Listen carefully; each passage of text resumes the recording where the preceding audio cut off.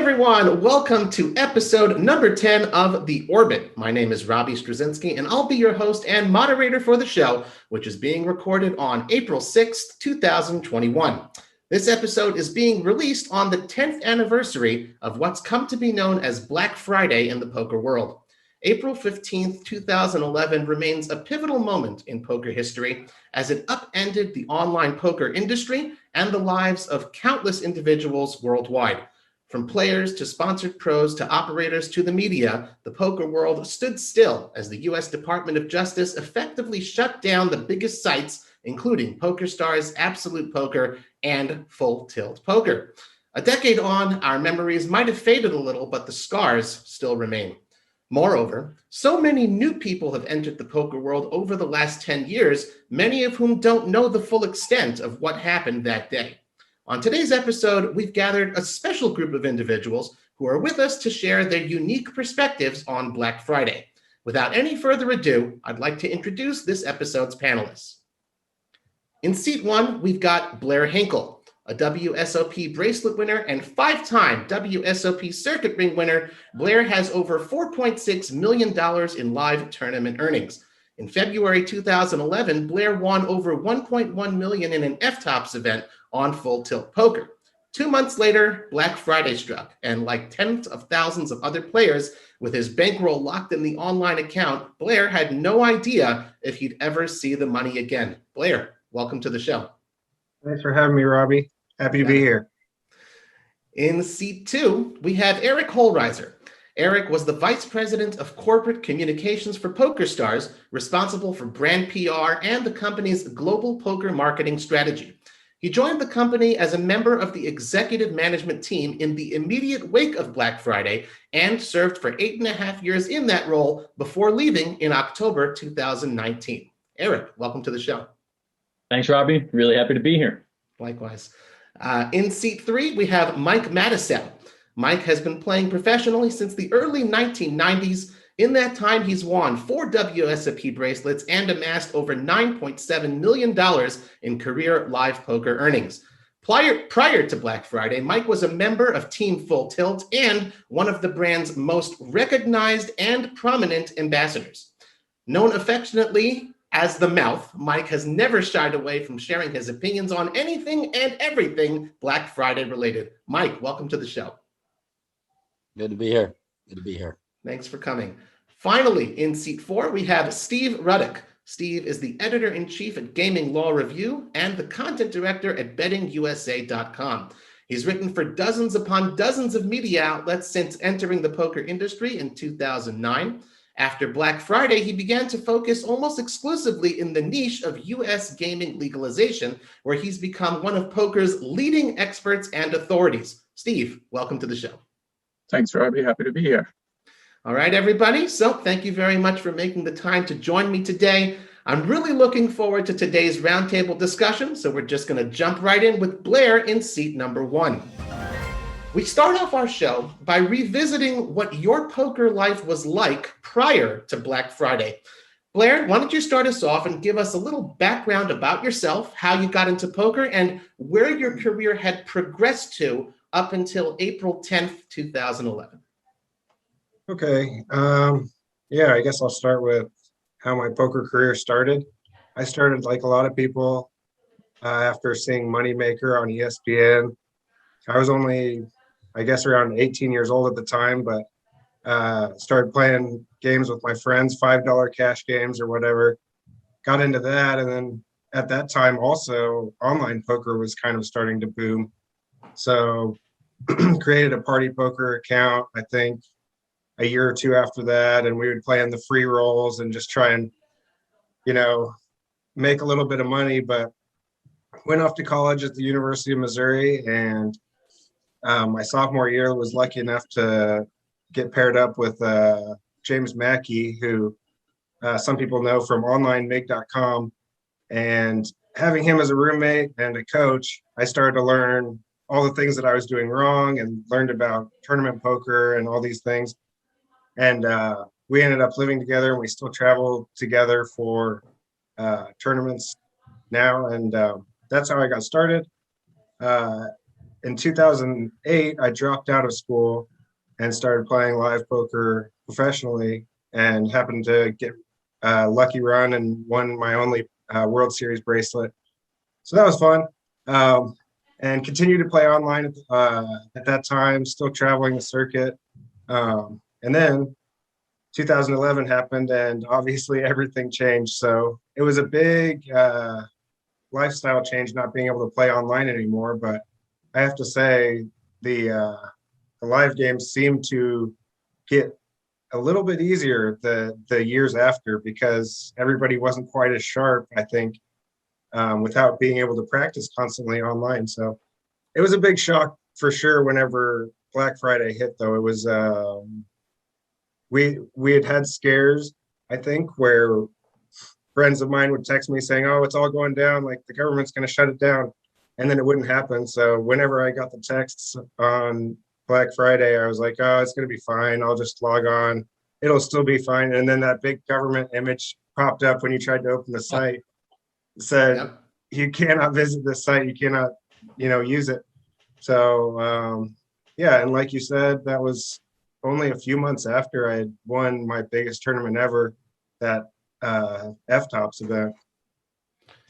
So I hadn't taken any of my money off. So then things got real. It was, yeah, I still wasn't too worried. I'm pretty easygoing, but things changed as more and more news came out about how Ultimate Bet or Absolute were running things, and how Full Tilt, at first it was maybe they don't have the players' funds, and then eventually we found out they didn't have the ability to pay back everybody. So Right. it was scary. Right. We'll definitely get into, the reactions on that day, the 24 hours of Black Friday, and what happened afterwards. For now, we're just going to also continue meeting our other panelists. Eric, I don't think you were in poker at all before Black Friday, right? I wasn't. No, I hadn't been engaged in the poker community, and obviously I played poker casually, and had my home game, and took a punt every now and then online. But I'd spent the previous 10 or 15 years in marketing communications at various companies that, in hindsight, were probably poker tangent, I'd say. But I was at Disney, and was responsible for communications there for their kids television programming. Later, I joined Microsoft and was their first head of consumer communications at the corporate level, so sort of storytelling about Microsoft as a consumer company, and then was recruited by Activision to join what was then a growing video game that became a franchise called Guitar Hero, which became the first ever $1 billion video game. And that's where I was prior to PokerStars. And I was always excited and passionate about convergence of media, entertainment, and technology. So when PokerStars in probably late 2010 did a global search, they hired Russell Reynolds executive recruiting firm to find a head of corporate communications. I came at it somewhat differently, particularly from a PokerStars perspective, because so many people at PokerStars were so, kind of poker passionate and poker first, and in many ways that mattered much more than what your actual functional expertise or experience was, which served the company and served the players very well. But I think by 2010, the company realized that it needed to bring in, particularly at a senior level, outside expertise and outside experience. So I think during that process, I differentiated myself a little bit, and not always to everybody at PokerStars' joy, because I saw the company very differently. Obviously I understood the success in poker and the core passion for poker. And at that point already, PokerStars was the leading online poker company. But I also saw, the company as a live events producer, so, the biggest producer of poker live events. And then at that time, the biggest producer of poker content, which was largely TV. So I really came with my media, entertainment, and technology background, seeing the company much more in an entertainment space, and really focused on, what I saw as how the company needed to start acting more like an entertainment company, And a big part of that was about transparency. And I came in saying, look, you guys got to be much more transparent because you've got a dodgy industry with some, clear stumbles from other operators. And if you really want to build and grow poker beyond, the niche that it was, a very large niche, we really need to be more transparent, particularly around who's running the company, how does the company operate. And so prior to Black Friday, my kind of pitch to the company, as it were, was around being much more transparent and being more communicative to the outside world, because I think the company has always been very good about keeping players first and talking to players and speaking poker language, if you will. So I had just gotten to the point where April 2011, we were at kind of the finer points of a contract when April 15th came, and then the world changed dramatically. Wow. And as a reminder to everyone, of course, nowadays PokerStars is part of, Flutter Entertainment, a gigantic public corporate company. Back in those days, it was privately held by the Scheinbergs. So certainly a different era. Mike, you started playing poker a long time before Black Friday. What was your poker career like? And perhaps, again, we said you were a member of Team Full Tilt. When did your relationship with them begin as well? Well, I mean, so my relationship with them began in 2004, and it was right before that when I got set up and I had to do 6 months in jail for something I didn't do. And I remember PokerStars was pitching me, and I think about it like the biggest mistake I ever made was not going with PokerStars. But like I was such good friends with Jawanda, Seidel, and Howard and all them. They were like, "No, you have to come with us. You have to be with us." So I felt loyal to them, and it kind of sucks because my loyalty to them, they took tremendous advantage of me. They did a lot of things to me that it's just mind boggling, but I trusted them, and because I was a very trusting person. And so I believed what they had to say, and they had my best interest. And, as it turns out that they really didn't. And, there was a lot of rumors, like a year before Black Friday, like, I was playing all this poker and I was saying all these bad things about Full Tilt. And why am I saying such bad things about somebody that pays me $40,000 a month? And the bottom line is they kept lying to me. Like I had a contract where I was supposed to be making around $200,000 a month, right? And I wasn't making. We went up like 500% in 2 years, right? In 2008, 2009.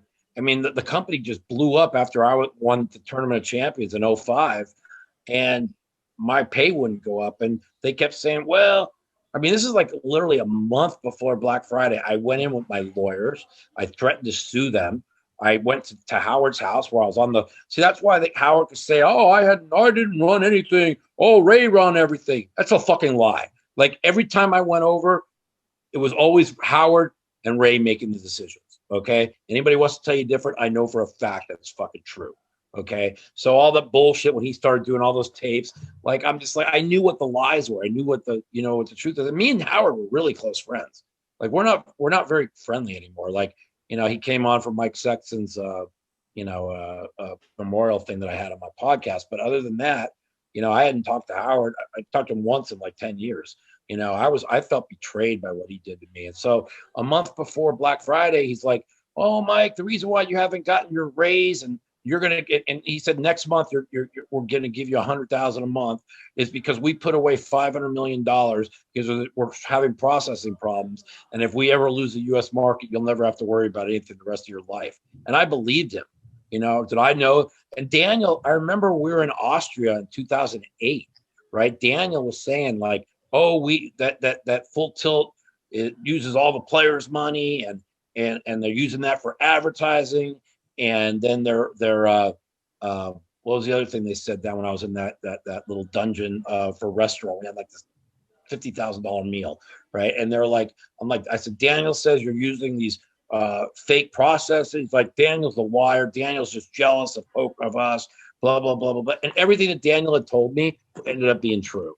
That they and when I brought up using players' money for advertising, he goes, well, we did that when we first started out. but we've already reimbursed all that. And I believe it makes sense. When you start off like that, you get all those deposits. Of course, you're going to use it for advertising, because like, look at Bank America. Like, if you went to go cash out of Bank America right now, they wouldn't have 10% of your money. You know what I'm saying? So I didn't really fault us for not having the money, but they knew we were having processing problems, and that was their excuse to me of, why I didn't get my raise or whatever.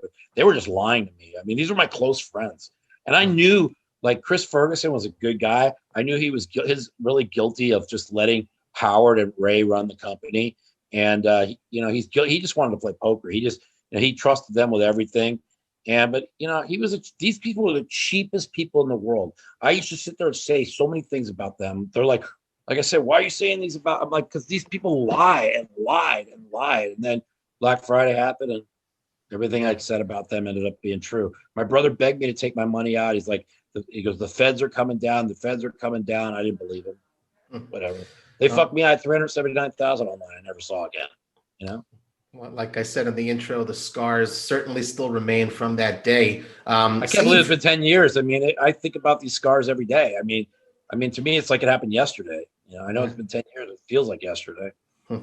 Steve, I know you entered the poker industry, or media representative here at the Orbit, episode 10. You entered the industry a couple of years before Black Friday, and then you pivoted. So what were those first couple of years like? And maybe beforehand also, what was your relationship with poker? Yeah, so actually I've been playing poker professionally before the boom. So started playing in like 99, played till about 2006, had a family. I wasn't the most emotionally stable poker player. So I stopped playing poker when I had a family.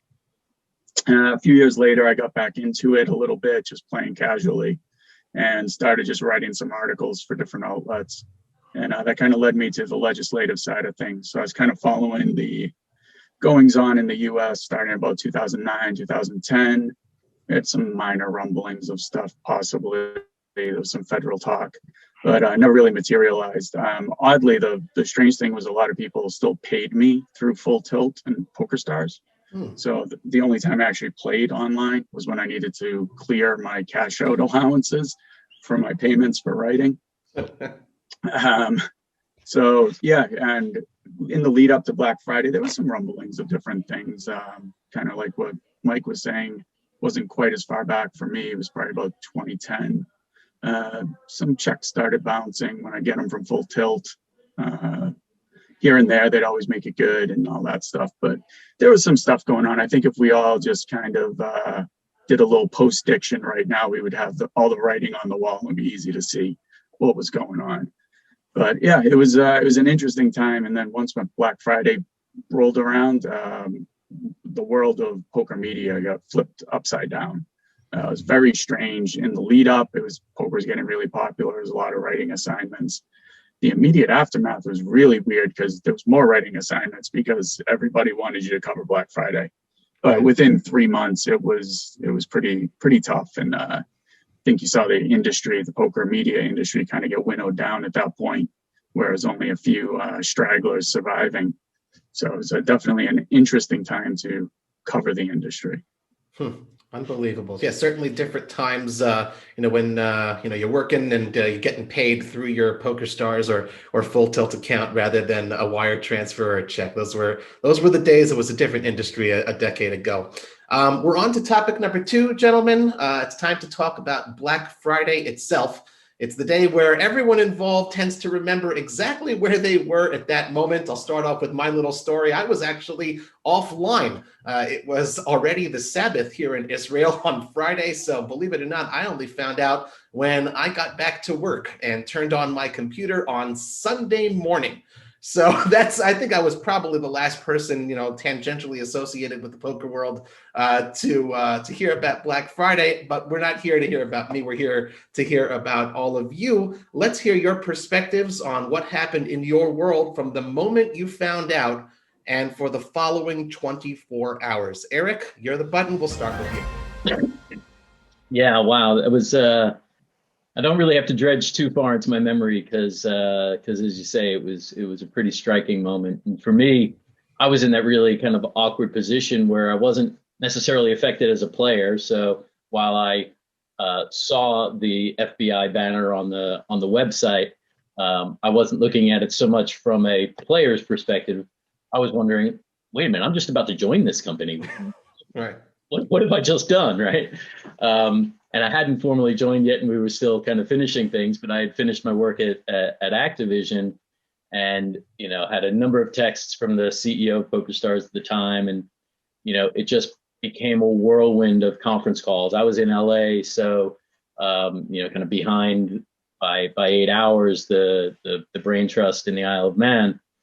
But it was 24 hours of intensity, and as I look at that time now, it really showed me a lot. Even though I hadn't joined the company yet, they brought me into the fold, and I got to see management and the owners at an existential crisis time, right? And I think that's when people's true colors obviously come out.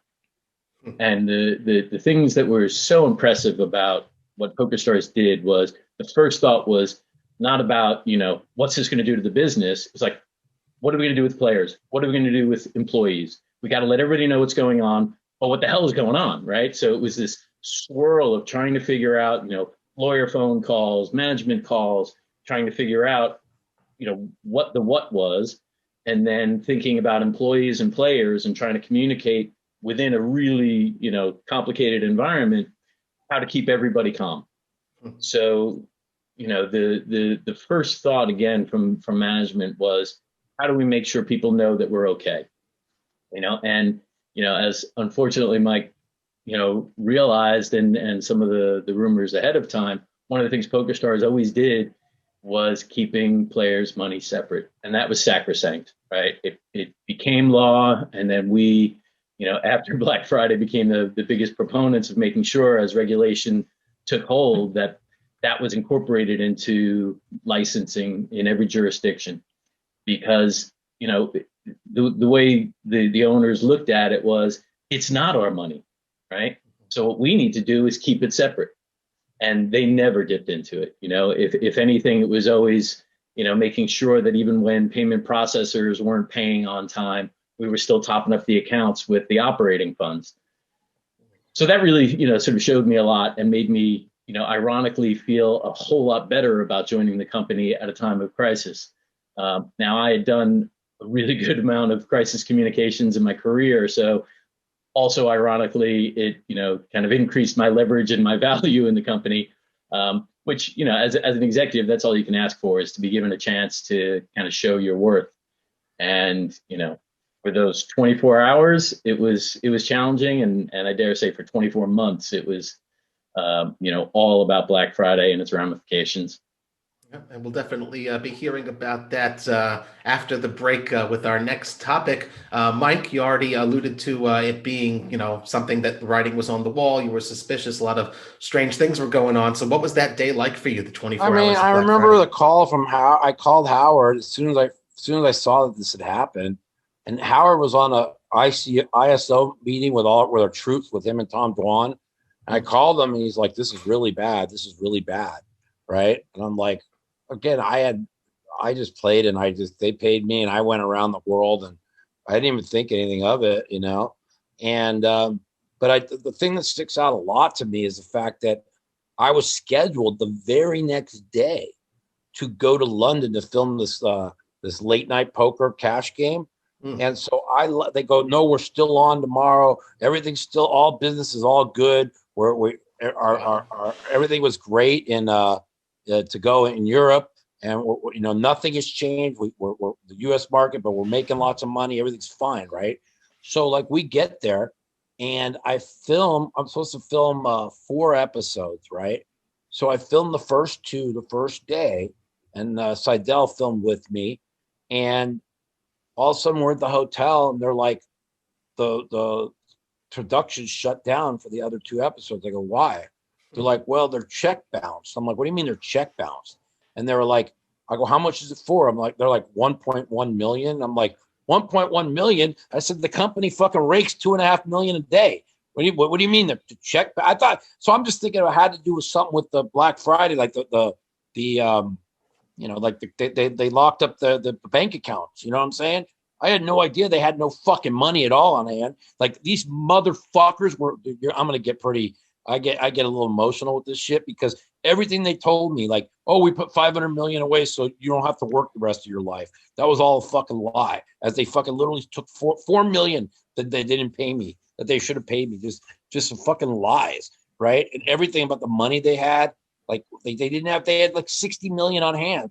So and everything they had to do to pay everybody. All they had to do was quit taking disbursements for 6 months. But these greedy fucks wouldn't do that because they all they cared about was fucking enriching themselves.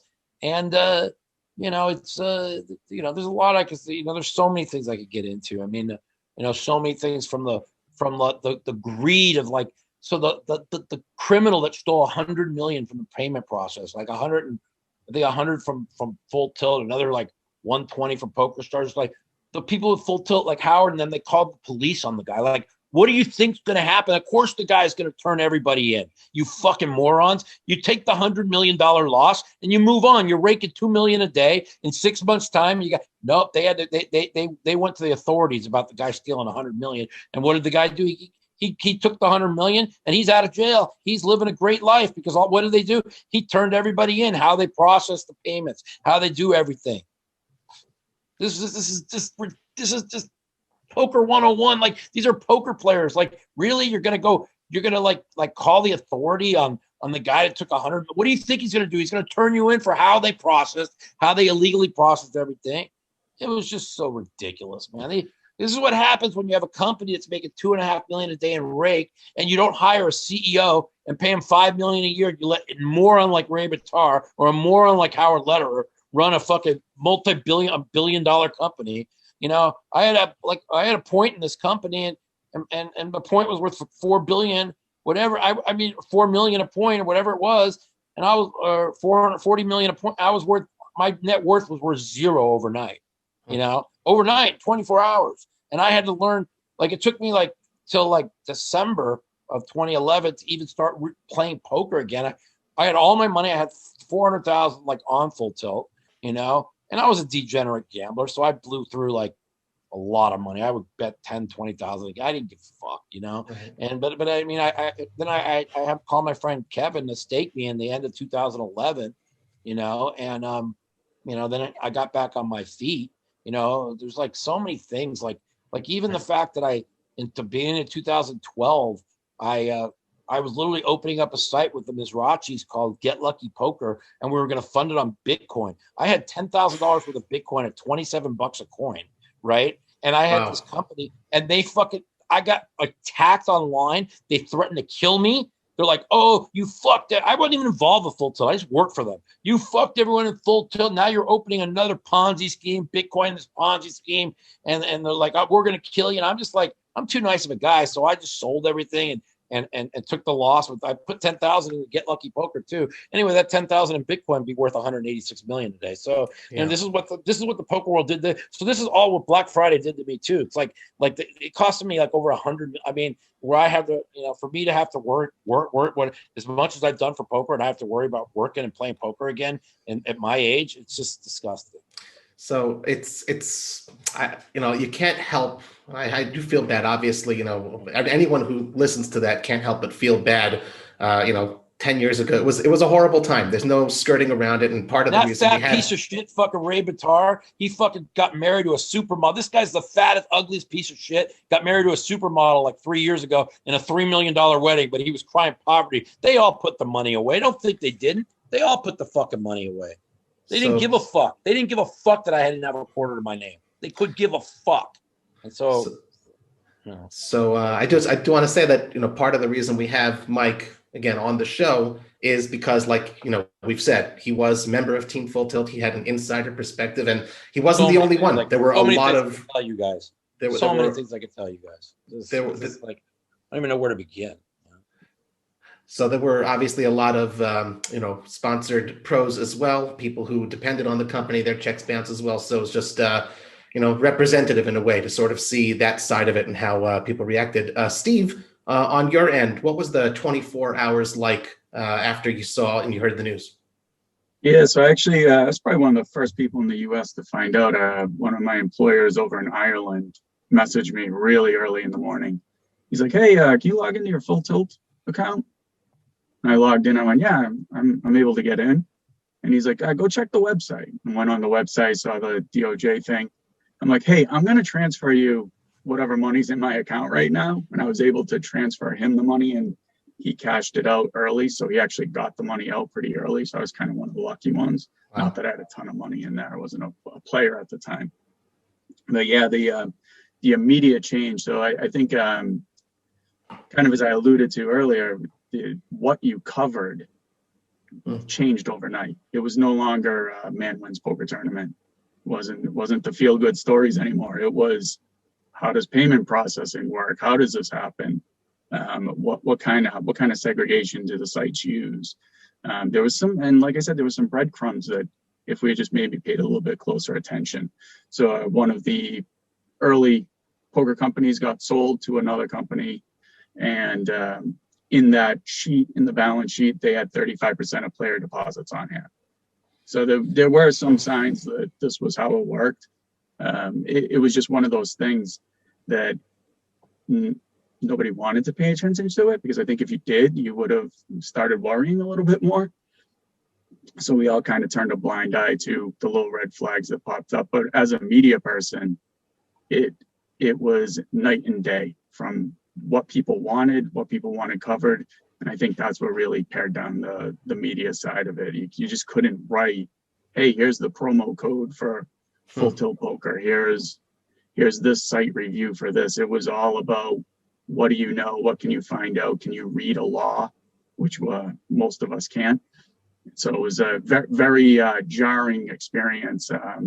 First few weeks, everybody was like, "Oh, this will change." This was kind of like COVID, I guess, in a way, where you're like, "Oh, this will be like a 2-week thing. This will be a month." 3 months later, you're like, "It'll change. Yeah, it's going to change." Then you're wearing a mask, and next thing you know, I'm writing about Illinois gaming laws. So it got real really fast.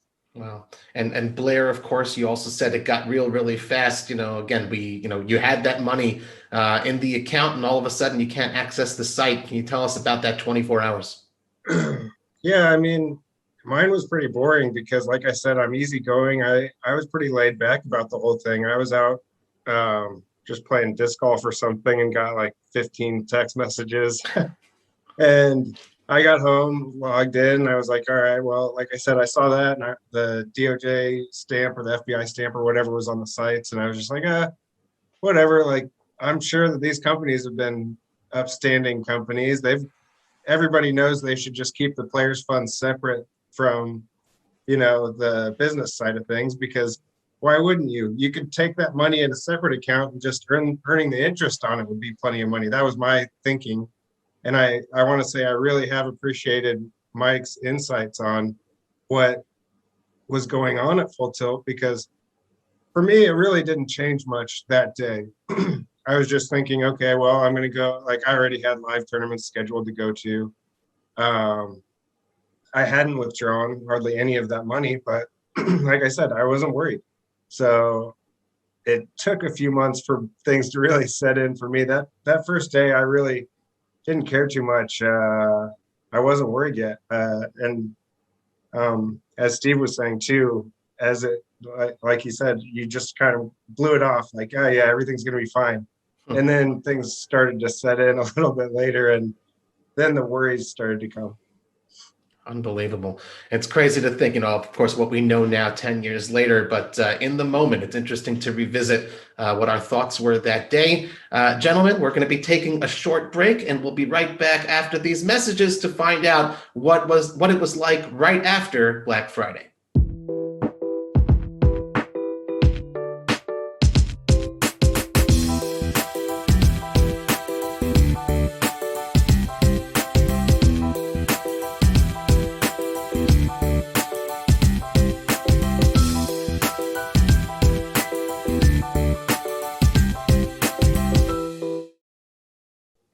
Hey everyone, welcome back to episode number 10 of The Orbit. It is the 10th anniversary of Black Friday in the poker world. We've got these great panelists, and we hope you're enjoying the show so far and learning from their perspectives what it was like. Now it's time to discuss the immediate sort of short-term aftermath of the events of that day. How was your life affected on a day-to-day basis, and to what degree and extent did things change for you?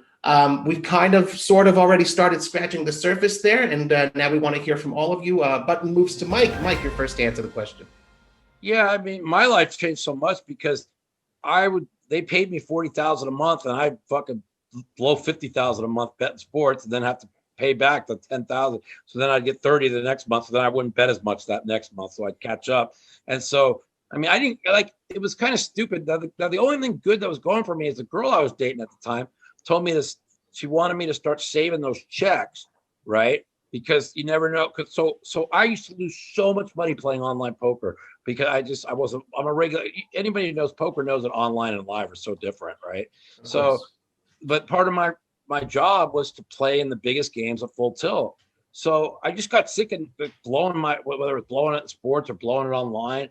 And so the girl's like, listen, start saving your money. So I literally saved over $350,000. So that's what, 7 months worth of checks and I left it online because I used to, my joke of it all was like, well, I'd rather have my money on full tilt than at Bank America. I'm like, full tilt makes $2.5 million a day, is worth $4 billion. I'm like, this is way safer than putting it in the bank. Plus, I don't have to fucking record it. So I left it on full tilt, and like overnight. So I finally started saving money, and overnight I was penniless, right? And none of these guys would help me out. Like my bills were like $20,000 a month, or whatever, and so I had like $150,000 cash at my house, and I went through that really fast, and then I was sitting at home. And then it took me like 3 months to grasp that once everything went down in the Europe, what was that, about 6 months after Black Friday, we were open for about that. And so that's when I realized you ain't making any money from full tilt anymore. This is gone, and that was December of 2011 where I knew I had to start playing it. I mean, just think about how traumatized that would be for somebody that was set for life, never had to play poker the rest of their lives. And even like when I was playing it, you saw me on high stakes poker on the full tilt shows, like they were paying me, they gave me, I had a deal. I got 85% of whatever I made with makeup. So like if I'm out of makeup and we're playing 4,800 and I win like 2 or 3 pots and I'm up like 250,000, like I would quit and then like put that in my pocket, So it was like, I was really, that people used to wonder why I played so tight. Well, I was out of makeup. And like, why would I gamble with money that's like free money for me? So then I realized I had to play poker for a living again. Like I didn't play poker for a living for like 3.5 years, or 2.5 years. The only time when you guys saw me on all those shows, they would pay me extra to be on these shows. So I didn't even play any. I just like I lived life as a playboy. I was living really good life. And now I'm like, wait a minute, I got to play fucking 4,800 poker again. Mixed games. I got to start grinding my 30, 40,000 a month playing poker now. I would do that anyways, but like knowing that you have to do it for income and you don't have income is a whole different scenario than just like getting paid 40,000 a month, taking it, going to play. And if you lose it, well, you got 40 coming in next month. You know what I'm saying? All of a sudden, if you lose, you're fucked, Yeah. So that was when I knew I had to play poker full time again. And I was good with it until my injury, and then the world came crushed. That was the injury was way worse than full tilt, but whatever. Definitely a different type of relationship with money when when it's not just being handed to you on a silver spoon. Yeah, I got great. Like now, I have respect for money. Like $1,000 is a lot to me. Where $1,000 would be like $1 to you. I would fucking throw. I'd go to strip bars, 5,000. I just didn't give a fuck. But now I'm like, how was I ever like that? Now I really like, I make $1,000, like $1,000 is a lot to me now. And it's made me a better person. Don't think it hasn't, it has. I'm not a DJ anymore. I don't bet sports anymore. I might bet $1,000 on a game or 500 on a game like I did last night on Gonzaga, but other than that, it's like that was the worst pick ever. But other than that, I don't bet I don't sit there and bet sports every day. Right. I pick and choose. Like, so the NBA, there's been 1,500 games since the start of the season. I bet 12. I'm 11-1. Okay, and I bet between 500 and $1,000. So that's a whole different world than people like. Oh, you said you quit. No, I haven't. I have quit. well, you're not quitting. You're betting 500,000. Do you understand? I could bet 500,000 the rest of my life every day, and I'd never go broke. As bad as them sports, you know, I was thickest motherfucker that ever lived. 5,000, 10,000, 20,000 in a game. I can't even believe I lived like that. I mean, now that my life is, you know. I'm sorry, Mike, but we've got to call the clock on that one. Steve, sorry, just we got to get through our topics here, but definitely entertaining there. Get that out of my way. Steve, you mentioned that all of a sudden overnight you had to start writing different types of articles about legislation. I mean, what did that mean for you just from a professional standpoint? How did you start learning? And did you ever even consider, well, screw this, this is not what I signed up for. Maybe I should just move to another industry. Yeah, that's exactly what it was. It was about a month. So for a month, everybody wanted stories on Black Friday. What's going on? What's this? Then all of a sudden, the affiliate sites and all that started closing up, or purse strings got a little tighter. And I was at a point where I was just like, this just isn't worth it anymore. About 60% of my income has vanished in a month. So it was a tough decision. I decided I was just going to ride it out for a little bit longer. I saw some good things going on in the US. There was some new sites coming up that were a little different. I mean, this is around the time of Poker Fuse and a little bit different than the affiliate model. They launched on Black Friday. Just want to point that out. Yeah. So it was, you started to see a couple things. Chris Grove had launched Online Poker Report, I think maybe 6-8 months after that. Was a very different site at the time when I first started working for him. But no, I ended up sticking with it. Had a couple contacts. So I still was writing crazy stuff at the time. I was writing the 50 best gin rummy tips, like anything that, you know, it's all no byline type of stuff, but it was work at the time, and stuck through it. I'm glad I did. It ended up being probably the best decision I made, but it was no longer I could fall back on my knowledge of poker to cover poker. I had to really reinvest in my knowledge of what people wanted to read. I mean, basically it was like going to college, because learning legislative deals, how regulatory acts work, all that stuff. Very, very difficult thing. But you see the difference in the industry. You see the quality of writers we're getting. So in the US side of things, if you have, whether it's Legal Sports Report, Sports Handle, our site, it's not, these are, you know, people in college writing about these subjects. We're taking people from the Press of Atlantic City, from the Las Vegas Review Journal. They're getting jobs with us now. So it's almost it is a better job than writing for a newspaper. So it's a little bit better than Legacy Press, and you're seeing the results of that, which is really in-depth reporting. Poker is kind of fallen down on the scale of stuff that we cover in the US. Hopefully that will change. We got a little bit of momentum. Pretty happy about that. But yeah, it's been quite a ride. I mean, we'll talk about this in the next segment, but the difference between now and 2 months after Black Friday is night and day. Unbelievable. And like you said, you're still around today, all these years later. So certainly a good decision, and speaks to your, you know, continued longstanding expertise in this. Blair, you said on that day you didn't feel much. You know, those next few months passed. All of a sudden, it started to sink in. How did that change your day-to-day life? Yeah, at first, like I said, it wasn't much of a change. People were, well, I guess it just kind of depends. I don't remember the exact timeline of when news started coming out about Full Tilt not having the money, but it was probably after the World Series of Poker, I think. So I was basically just living my regular poker life. And it's not as extreme as what Mike had to go through with like all of your net worth just disappearing. But I had won that tournament I had 1.2 million in my Full Tilt account. And I maybe had, I don't know, 100,000 outside. And I'm playing in some of the bigger buy-in tournaments. World Series of Poker, you go through 50K. At the levels I play, you go through 50K, no problem.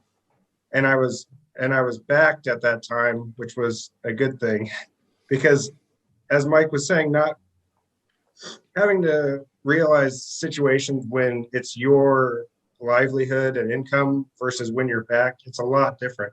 So luckily I was still back, so I was financially pretty stable, but it just changed a few things. I moved back to Kansas City to start playing cash games because I didn't have online poker to kind of make up, a more consistent income. And yeah, so whenever the news started coming out about Full Tilt not having the players funds and looking for a buyer for the entire company, that's when the roller coaster really started. And there were some really, really rough nights where, it just hit me like I'm never going to see that money is basically what I would feel like. And a few days of just depression, crying at night, like, what is going on? Like, you never saw it coming, basically. So that whole year after, where it went from Black Friday to Full Tilt announcing basically, or getting leaked that they didn't have the players funds, to all this other stuff. And then finally at the end, there was a light at the end of the tunnel being PokerStars. It was a real swingy year emotionally for me because like I said, I'm pretty easygoing. Like, I like to just let things roll off, but I had some nights where that really hit me hard, realizing, all that money you thought you had is just gone, disappeared. So it can be strained emotionally, and it was bad for my poker game as well, because when you're thinking about that in the back of your head, I don't think I played as well, just in deep spots in tournaments. I would be thinking, well, I need this money. So like Mike said, you tighten up, you don't play your best game anymore. So it affected me all across the board, but yeah, it was a crazy year after Black Friday, that's for sure. Unbelievable. Well, Blair, you said the light at the end of the tunnel was PokerStars. Eric, you've got position on everyone here. You were at PokerStars. You just charged straight into a position. How did you start working there, and what was the next? You said, I guess, 24 months, where it was all about that sort of stuff. Yeah, I mean, I was sitting in LA. Within days, probably, I was on a flight to the Isle of Man that ultimately became pretty much a one-way ticket, and I'm still on the Isle of Man today. But yeah, it's similar, almost a mirror image to Steve, whom I got to know in the years following Black Friday. I was dealing with, at first, kind of the major international business media who were covering this, this controversial story, right? But then, as they do, the major media kind of turned away, and it was the poker media that was remaining focused, right? But, kind of as Steve said, the poker media had to change. And, going from what I would consider with love and respect, fanboy media, right? These were people who were poker passionate, who wanted to cover the poker, wanted to, to suddenly have to deal with some really tough issues. And I was on the other side going like, shit, I came into this to kind of talk about this media, entertainment, technology, all the stuff that I was passionate about. And instead, spending all my time with lawyers, like Steve was saying, I'm getting to know the Wire Act and the Unlawful Internet Gambling Enforcement Act, and understanding how those two interplay, and looking back at, legal opinions dating back over the years that PokerStars had gotten about, why we felt our position in the U.S. was the right one. While running a parallel track of, going to EPT Barcelona, going to, Madrid, and, kind of learning and steeping myself in the community that remained, and trying to keep them, kind of engaged and informed. And it was tough, right? Because there were so many discussions going on, legal discussions, and we had criminal indictments, we had civil forfeiture conversations going on at the same time. And me being the, kind of the spokesperson and the voice of the company, I was always riding that balance of how far can I go to say something that, kind of it has integrity, is as transparent as we can be, but doesn't get us in trouble, in more trouble, while trying to understand what does trouble look like, because I think we had one perception of what trouble was on April 14th and a very different perception of what trouble was on April 16th. Mm-hmm. So yeah, those first couple of years, it was around, learning a lot about stuff that I hadn't expected to have to learn about. But the other thing, again, just kind of harkening back on the kind of ethos of PokerStars and management and the ownership was, keeping people heads down, just reassuring everyone on the player side, everyone on the employee side. I mean, I have to say we lost, a significant chunk of our business overnight, right? And in most companies, you lose that much of your revenue overnight, you bet it's going to be layoffs the next day. And we didn't lay off a single person throughout that. Now, we had a very good business and nobody was sort of crying poverty, but that said a lot about the company, that we wanted to keep focus on employees, keep everybody, working toward growth, understanding that this huge part of our business was gone for who knows how long. And then, dealing with all of the rumors and, the Bernard Tapie rumors and, what do we do? How are we going to settle this? And then settling with this huge $731 million figure. And then being able to start kind of turning toward more normalcy, and I think, as Steve said before, the parallels to coronavirus are very interesting, because what was the new normal was not what anybody would have considered normal in 2010 for the poker world. So it was just an amazing experience. I don't think I ever worked as hard or faced as many challenges in my career. And to that extent, I wouldn't take anything back, because it was just such an amazing and hopefully fairly unique experience. Wow. Unbelievable. Certainly fascinating to get that inside perspective. And also, you're no longer with the company, so you're a little bit more free to share what went on, behind those closed doors in the Isle of Man headquarters there during that time. Guys, we are running a little bit short on time, so we're going to just turn to our final topic here. Again, 10th anniversary of Black Friday, a decade on. Some of you have moved on within the industry, some outside the industry. Again, representative of a lot of people who had been involved then, a lot of big names. You didn't hear from them after Black Friday, where, they sort of phased out of poker, but certainly there was a lot of pivoting. So the question then, the final question I want to pose to all of you is, in what way, if at all, does or did Black Friday still affect you? And they say that those who don't learn from history are doomed to repeat it. So I would say is also, what sort of lesson would you encourage poker players in our industry to learn from that day? Steve, we'll start with you. I think it affects you because you went through something. So if you don't, like you just said, if you don't keep that in your mind at some level, you're just going to repeat it with something else. You're going to let something else sneak up on you. So I think it's made me a little more diligent about things. For up until 2018, I would not work for one company. I just refused to, because I was always afraid that the rug could get swept out under you. So it was a long time for me to just like, okay, I'm just going to work with one company. So that was a big thing for me. I think the lesson from it is that, we'll go with the Black Swan reference. I mean, if it can happen, it's going to happen. It might not be exactly what you think, but just be ready for whatever.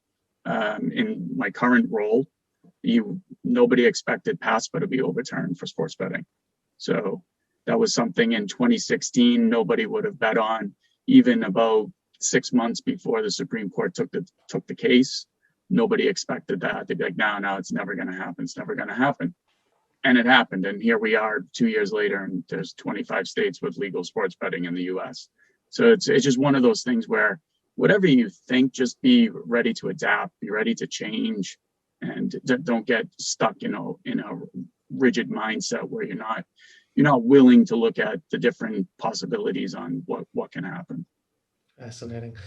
Blair, thankfully, that's the nice, happy ending of your story. Things worked out. You did eventually get that money. I remember in 2013, you won the big event at Seminole in Florida as well. You managed to be okay after all this time. Having gone through all of it, though, lessons learned, and does it still affect you today?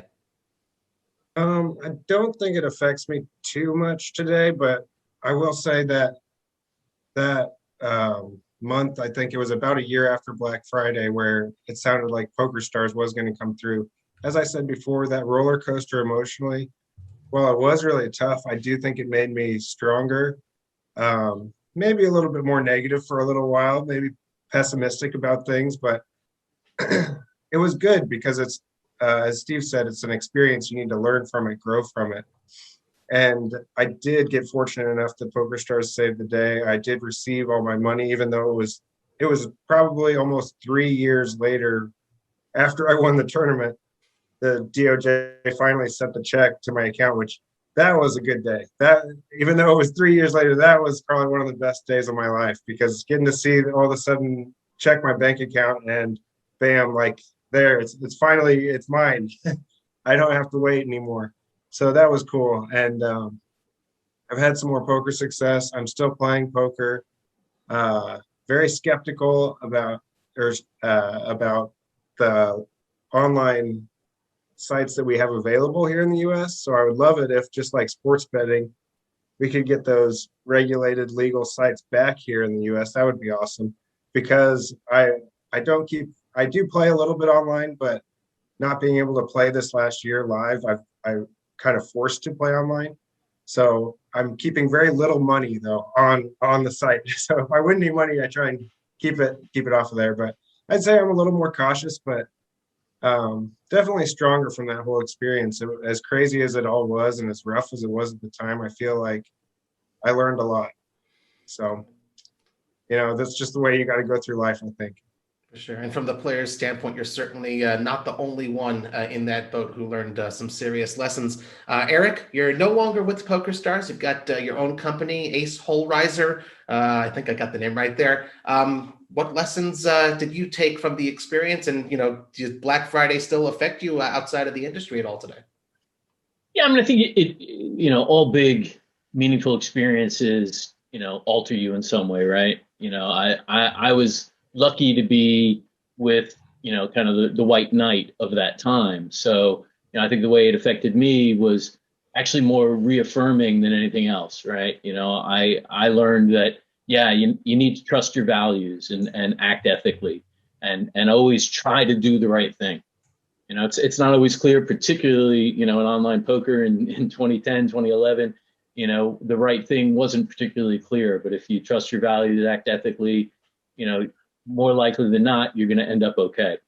So it just, was reaffirming for me. And I know that it's a topic for another show, but, that held true several years later when PokerStars, became much more the Darth Vader of the industry instead of the White Knight. And that was a really tough and trying time where, I had to dig deep and remember kind of who we were and how we acted, even though the founders were gone, and the DNA was still there to kind of trust your values and try to act as ethically and do as close to the right thing as you could in really challenging circumstances. Unbelievable.